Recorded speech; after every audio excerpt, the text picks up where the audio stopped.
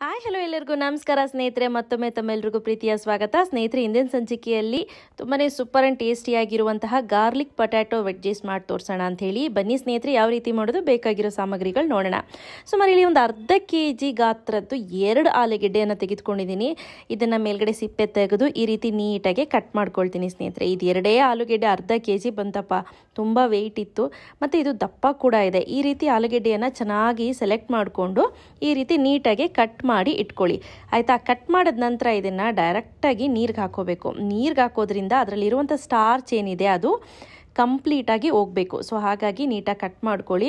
ತುಂಬ ದಪ್ಪ ಇರೋದ್ರಿಂದ ಮಧ್ಯದಲ್ಲೂ ಕೂಡ ನಾನು ಸ್ಲೈಸ್ ಮಾಡ್ಕೊಂಡಿದ್ದೀನಿ ನೋಡಿ. ಈ ರೀತಿ ಕಟ್ ಮಾಡಿ ಎಲ್ಲವೂ ಕೂಡ ಒಂದು ನೀರಿಗೆ ಹಾಕಿ ರೆಡಿ ಮಾಡಿ ಇಟ್ಕೊಳ್ತೀನಿ. ಇದನ್ನು ಸುಮಾರು ಒಂದು 20 ನಿಮಿಷ ಹಾಗೆ ನೆನೆ ಬಿಟ್ಬಿಡ್ತೀನಿ.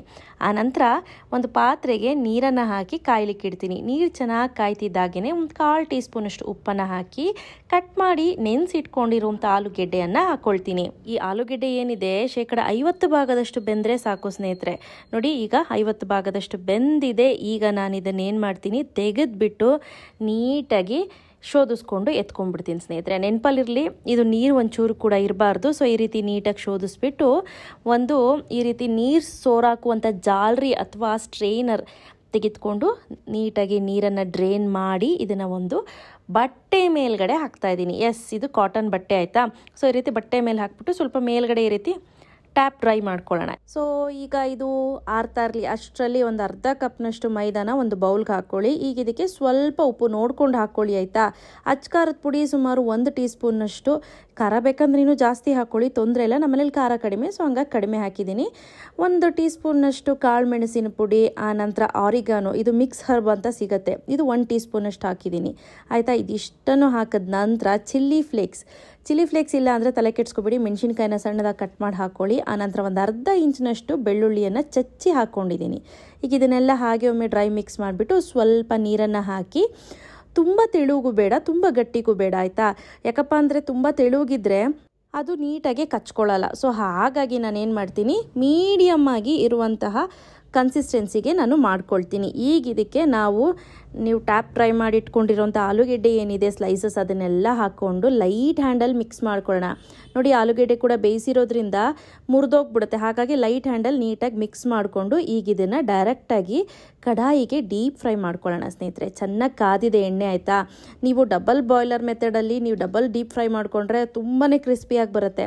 1 ಟೈಮ್ ಡೀಪ್ ಫ್ರೈ ಮಾಡಿಕೊಂಡ್ರೆ ಅಷ್ಟು ಕ್ರಿಸ್ಪಿಯಾಗಿ ಬರೋದಿಲ್ಲ. ಫಸ್ಟ್ ಏನು ಮಾಡಿ, ಹಾಕಿಬಿಟ್ಟು ಈ ರೀತಿ ನೀಟಾಗಿ ತಿರುಗಿಸ್ಕೊಂಡು ಸ್ವಲ್ಪ ಕಲರ್ ಚೇಂಜ್ ಆಗ್ತಿದ್ದಂಗೆ ತೆಗೆದೆತ್ತಿಟ್ಕೊಂಡು ಮತ್ತೆ ಇನ್ನೊಂದು ಸತಿ ಒಂದು 5 ನಿಮಿಷ ಬಿಟ್ಟು ಮತ್ತೆ ಡೀಪ್ ಫ್ರೈ ಮಾಡ್ಕೊಳ್ಳೋದು. ಆವಾಗ ಸಖತ್ ಕ್ರಿಸ್ಪಿಯಾಗಿ ಬರುತ್ತೆ. ಈಗ ನೋಡಿ, ಚೆನ್ನಾಗಿ ಹೊಂಬಣ್ಣಕ್ಕೆ ತಿರುಗಿದೆ. ಈಗ ತೆಗೆದುಬಿಟ್ಟು ನಾನು ಒಂದು ಪ್ಲೇಟ್ಗೆ ಎತ್ತಿಟ್ಕೊಳ್ತೀನಿ. ಈಗ ನೆಕ್ಸ್ಟ್ ಇದಕ್ಕೆ ಈ ಗಾರ್ಲಿಕ್ ಅಂತ ಹೇಳಿದೆ ನೋಡಿ, ಗಾರ್ಲಿಕ್ ಟೇಸ್ಟ್ ಕೊಡಲಿಕ್ಕೆ ಒಂದು ಬಾಂಡಿಗೆ ಸ್ವಲ್ಪ ಎಣ್ಣೆ ಕಾಯ್ತಿದ್ದಾಗೇ ಒಂದು 8 ಇಲುಕು ಬೆಳ್ಳುಳ್ಳಿಯನ್ನು ಕಟ್ ಮಾಡಿ ಹಾಕ್ಕೊಂಡಿದ್ದೀನಿ. ಮೇನ್ ಫ್ಲೇವರ್ ಸ್ನೇಹಿತರೆ ಇದೆ ಆಯಿತಾ, ಬೆಳ್ಳುಳ್ಳಿದೆ ಮೇನ್ ಫ್ಲೇವರು. ಈಗ ಚೆನ್ನಾಗಿ ಫ್ರೈ ಆದ ನಂತರ ಇದಕ್ಕೆ 1 ಟೀ ಸ್ಪೂನಷ್ಟು ಆರಿಗಾನೋ, ಕೊತ್ತಂಬರಿ ಸೊಪ್ಪು ಸ್ವಲ್ಪ, ಆ ನಂತರ ಇದಕ್ಕೆ ಅಚ್ಕಾರದ ಪುಡಿ ನೋಡ್ಕೊಂಡು ಹಾಕ್ಕೊಳ್ಳಿ. ಮುಂಚೆನೂ ಕೂಡ ಖಾರ ಹಾಕಿದ್ದೀವಿ. ಒಂದು ಅರ್ಧ ಟೀ ಸ್ಪೂನಷ್ಟು ಕಾಳು ಮೆಣಸು, ಸ್ವಲ್ಪ ಉಪ್ಪು, ತುಂಬ ಕಡಿಮೆ ಉಪ್ಪು ಹಾಕ್ಕೊಳ್ಳಿ. ಆನಂತರ ಡೀಪ್ ಫ್ರೈ ಮಾಡಿರುವಂತಹ ಏನಿದೆ ಈ ಆಲೂಗೆಡ್ಡೆ ಇದಿಷ್ಟನ್ನು ಹಾಕಿ ನೀಟಾಗಿ ಮಿಕ್ಸ್ ಮಾಡ್ಕೊಳ್ಳಿ. ನೆನಪಲ್ಲಿರಲಿ, ಹೈ ಫ್ಲೇಮಲ್ಲೇ ಇರಬೇಕು. ಈಗ ಮಿಕ್ಸ್ ಆಗಿದೆ, ಸ್ಟವನ್ನು ಆಫ್ ಮಾಡಿ ಕೆಳಗೆ ಇಳಿಸಿ ಸರ್ವ್ ಮಾಡಿದ್ರಾಯ್ತು ಸ್ನೇಹಿತರೆ. ಸೂಪರ್ ಆ್ಯಂಡ್ ಟೇಸ್ಟಿಯಾಗಿರುವಂತಹ ಪೊಟ್ಯಾಟೊ ಗಾರ್ಲಿಕ್ ವೆಜ್ಜಸ್ ಸಿದ್ಧವಾಗುತ್ತೆ. ನೀವು ಕೂಡ ನಿಮ್ಮ ಮನೆಗಳೇ ಟ್ರೈ ಮಾಡಿ ಹೇಗೆ ಬಂತು ಅಂತ ನಿಮ್ಮ ಅನಿಸಿಕೆ ಅಭಿಪ್ರಾಯನ ನನಗೆ ತಿಳಿಸ್ಬೇಕಾಗಿ ಕೇಳ್ಕೊಳ್ತೀನಿ. So thanks for watching. Bye.